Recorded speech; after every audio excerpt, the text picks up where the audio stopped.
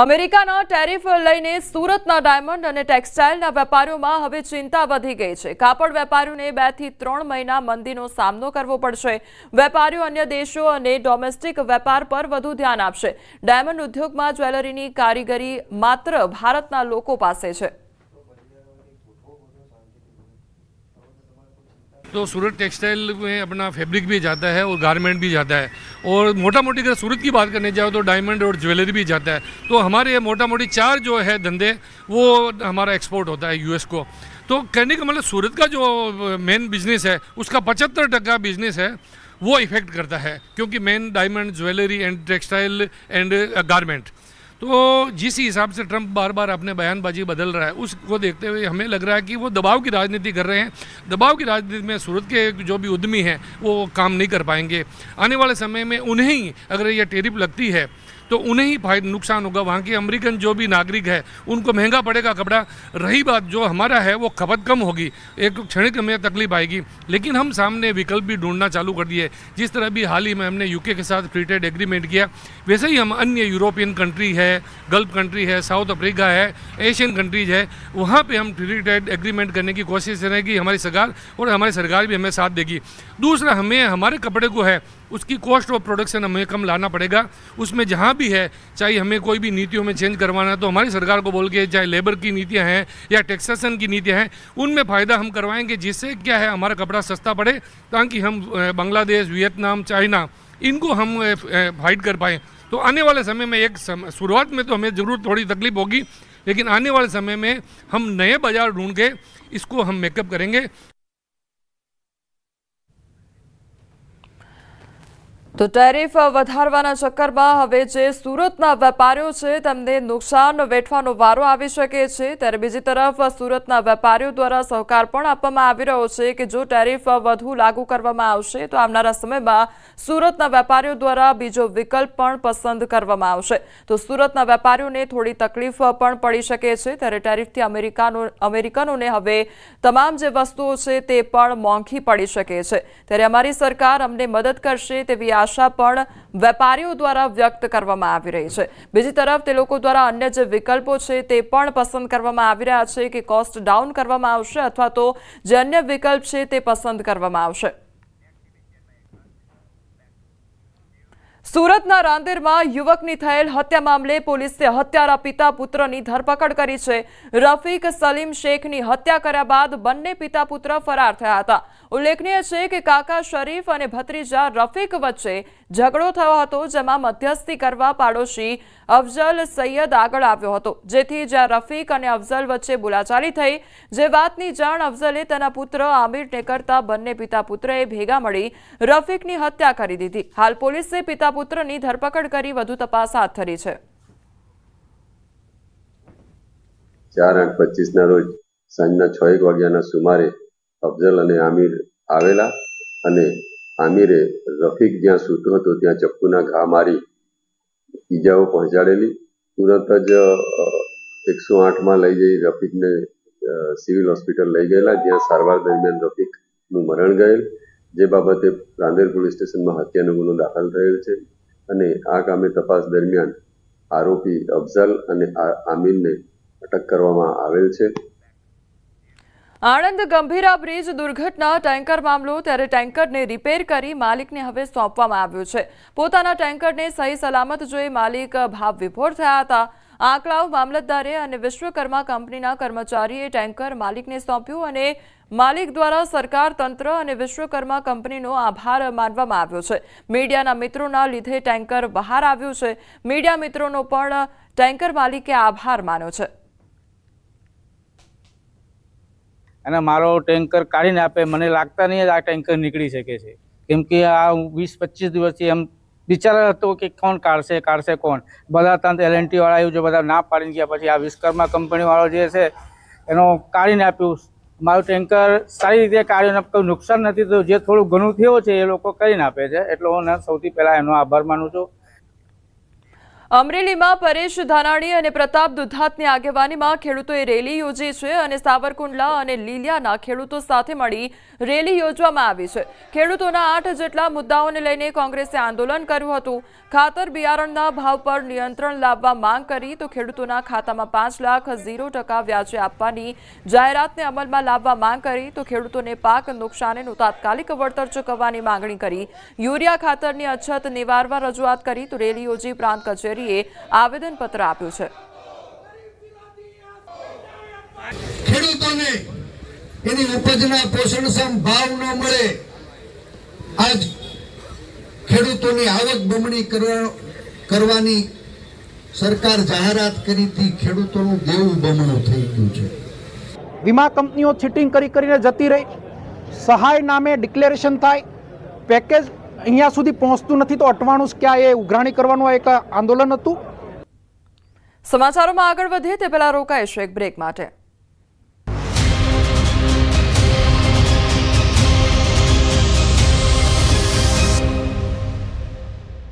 ભાઈ હિમાચલના તાંગલિંગ વિસ્તારમાં વાદળ ફાટવાથી રસ્તો ધોવાઈ જતા અનેક શ્રદ્ધાળુઓ ફસાયા। કિન્નોર કૈલાશ યાત્રા રૂટ પર બચાવ કામગીરી હાથ ધરાઈ। ઇન્ડો તિબેટિયન બોર્ડર પોલીસે 413 યાત્રાળુઓનું દોરડા વડે કર્યું રેસ્ક્યુ। કિન્નોર જિલ્લા વહીવટી તંત્રને રૂટ પર ફસાયેલા મુસાફરોની મળી માહિતી, જેને પગલે આઈટીબીપી અને એનડીઆરએફની સંયુક્ત બચાવ ટીમોએ શરૂ કરી હતી કામગીરી। જિલ્લા વહીવટી અને એજન્સીઓ સાથે સંકલનમાં રહી ચલાવાયું ઓપરેશન।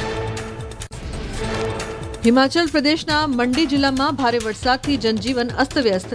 રસ્તા પર નદીના ધસમસતા પાણી વહ્યા, અનેક વાહનો તણાયા। નદીના પ્રકોપ બાદ તણાયેલા વાહનોનો વિડીયો આવ્યો સામે। હજુ પણ ભારે વરસાદની આગાહી। હિમાચલ પ્રદેશમાં ભારે વરસાદના કારણે કિન્નોરમાં ભૂસ્ખલન। કિન્નોર અને સ્પીતિને જોડતા માર્ગ પર પહાડો પરથી પથ્થરોનો વરસાદ થતા પરિવહનને પહોંચી અસર। નેશનલ હાઈવે ઠપ થતા કિન્નોર અને સ્પીતિ સહિતના ભાગોનો સંપર્ક કપાયો।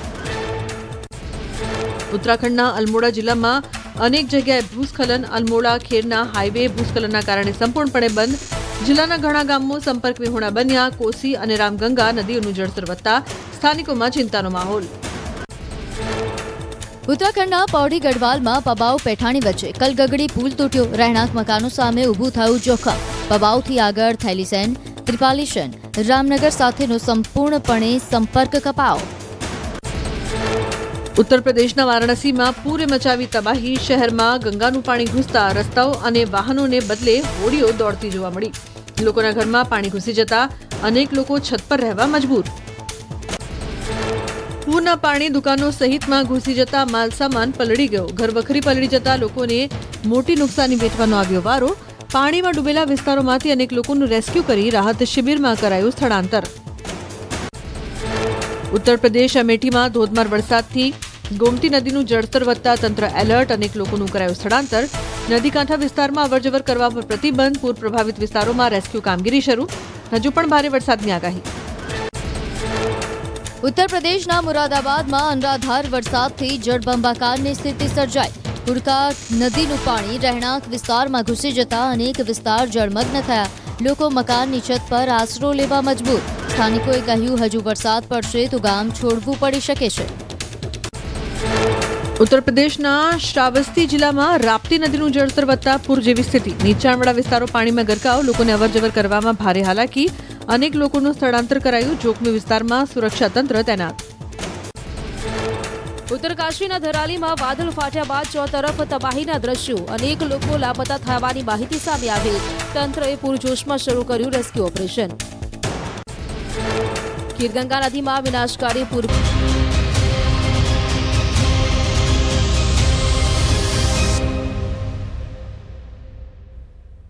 બ્રેક બાદ આપનું સ્વાગત છે। સમાચારમાં આગળ વધીએ તો અમદાવાદ શહેરમાં 2 બ્રિજનું કામ ચાલી રહ્યું છે, પરંતુ બ્રિજની મંજૂરી કે નિર્માણ અંગે ખુદ મેયર અને ચેરમેનને ખબર જ નથી। આવો દાવો એલિસ બ્રિજના ધારાસભ્ય અમિત શાહે કર્યો છે। તેમણે કહ્યું કે મારી વિધાનસભા વિસ્તારમાં 2 બ્રિજનું કામ ચાલી રહ્યું છે। ચૂંટાયેલા પ્રતિનિધિની જાણ બહાર જ બ્રિજ મંજૂર થઈ ગયો। પ્રભારી મંત્રી ઋષિકેશ પટેલની અધ્યક્ષતામાં ગતરોજ મળેલી બેઠકમાં સવાલ ઉઠાવ્યા હતા। મનપા કમિશનર બંછાનિધિ પાનીએ ભૂલનો સ્વીકાર કર્યો હોવાનો પણ દાવો કર્યો છે। મારા વિસ્તારમાં 2 બ્રિજ બની રહ્યા છે. મેં એને પૂછ્યું કે ભાઈ આ ડિઝાઇન તો બતાવો, તો ન મેયરને ખબર, ન સ્ટેન્ડિંગ ચેરમેનને ખબર, અને ટેન્ડર મંજૂર થઈ ગયું છે અને કામ પણ શરૂ થઈ ગયું. કમિશનરે પોતે પણ કબૂલ્યું કે આવું બીજી વાર અમે ધ્યાન રાખીશું.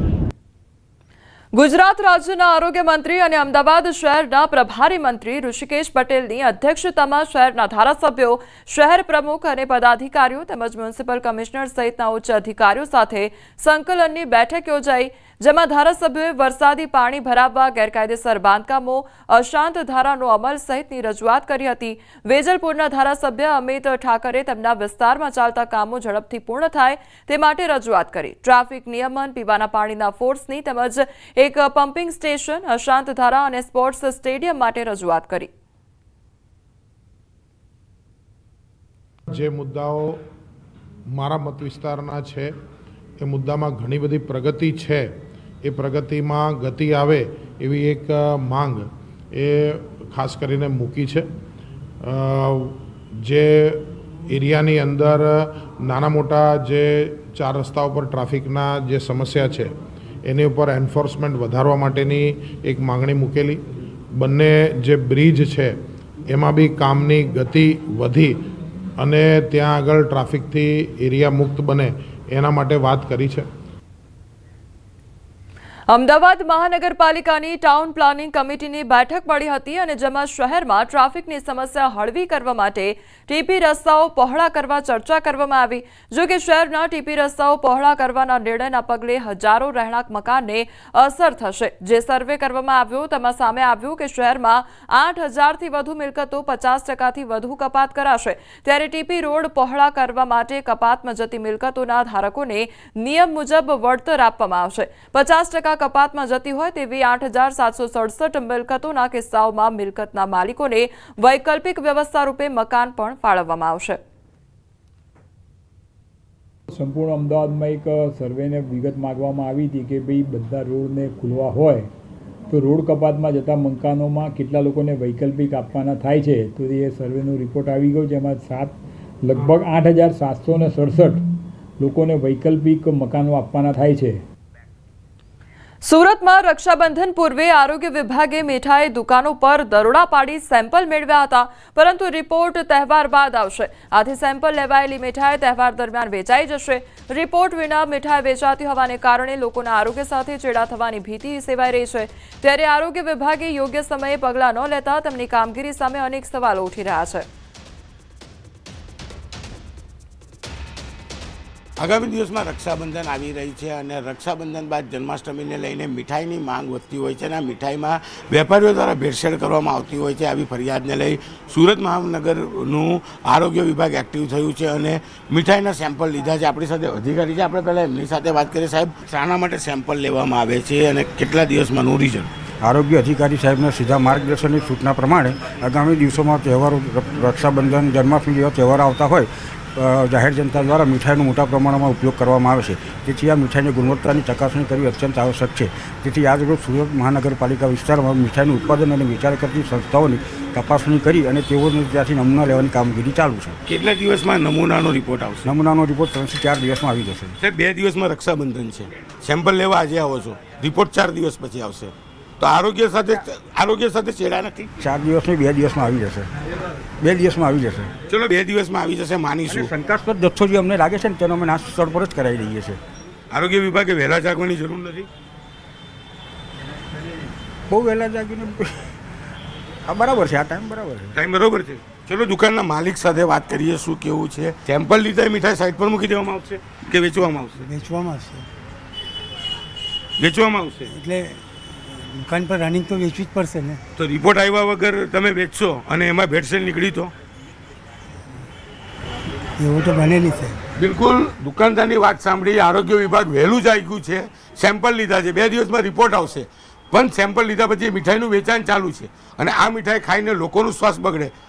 ચોક્કસપણે કહી શકાય કે મીઠાઈ વેચવાના લોકોના આરોગ્ય સાથે ચેડા નથી કરતા, આરોગ્ય વિભાગ જ આરોગ્યના લોકોના આરોગ્ય સાથે ચેડા કરતા છે. કારણ કે બે જવાબદારી સાથે સેમ્પલ લેવામાં આવે છે અને રિપોર્ટ આવે પહેલાં તો મીઠાઈનું વેચાણ સાથે લોકો આરોગી જતા હોય. એટલે કે જવાબદારી નક્કી કરવી ખૂબ જ મુશ્કેલ છે અને આરોગ્ય વિભાગની બેદરકારી આજે ચોક્કસપણે સામે આવી રહી છે। કેમેરામેન જીગર ગુગલ સાથે કીર્તેશ પટેલ, ન્યૂઝ 18 ગુજરાતી, સુરત। તો સુરતમાં રક્ષાબંધન પૂર્વે આરોગ્ય વિભાગ દ્વારા જે મીઠાઈની દુકાનો છે ત્યાં આગળ જઈને દરોડા પાડવામાં આવ્યા છે અને સેમ્પલ એકત્રિત કરવામાં આવ્યા છે, પરંતુ આ જે સેમ્પલ એકત્રિત થયા છે તેના રિપોર્ટ રક્ષાબંધન બાદ આવશે। હવે નજર કરીએ ટોપ 3 હેડલાઇન્સ પર। અમદાવાદમાં ટીપર વાન ચાલકે સર્જ્યો અકસ્માત, એકનું મોત। અમરેલીમાં રખડતા શ્વાનનો 2 વર્ષના બાળક પર હુમલો। કેશોદમાં સાસરિયાના ત્રાસથી યુવકનો આપઘાત।